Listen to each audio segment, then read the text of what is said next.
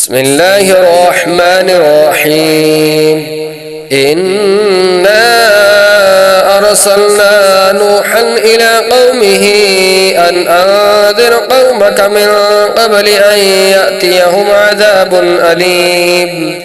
قال يا قوم إني لكم نذير مبين أن اعبدوا الله واتقوه وأطيعون يغفر لكم من ذنوبكم ويؤخركم إلى أجل مسمى إن أجل الله إذا جاء لا يؤخر لو كنتم تعلمون قال رب إني دعوت قومي ليلا ونهارا فلم يزدهم دعائي إلا فرارا وإني كلما دعوتهم لتغفر لهم جعلوا أصابعهم في آذانهم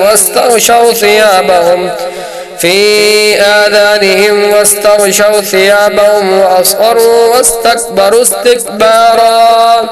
ثم إني دعوتهم جهارا ثم إني أعلنت لهم وأسررت لهم إسرارا فقلت استغفروا ربكم إنه كان غفارا يرسل السماء عليكم مدرارا ويمددكم بأموال وبنين ويجعل لكم جنات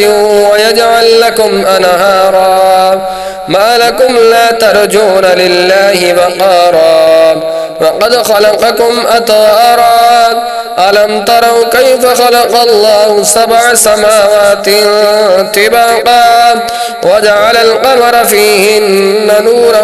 وجعل الشمس سراجا والله أنبتكم من الأرض نباتا ثم يعيدكم فيها ويخرجكم إخراجا والله جعل لكم الأرض بساطا لتسلكوا منها سبلا فجاجا قال نوح رب إنهم عصوني واتبعوا من لم يزده ماله وولده إلا خسارا ومكروا مكرا كبارا وقالوا لا تذرن آلهتكم ولا تذرن ودا ولا سواعا ولا يغوث ويعوق ونسرا وقد أذلوا كثيرا ولا تزد الظالمين إلا ضلالا مما خطيئاتهم أغرقوا فأدخلوا نارا فلم يجدوا لهم من دون الله أنصارا وقال نوح رب لا تذر على الأرض من الكافرين ديارا إنك إن تذرهم يضلوا عبادك ولا يلدوا إلا فاجرا كفارا رب اغفر لي ولوالدي ولمن دخل بيتي مؤمنا وللمؤمنين والمؤمنات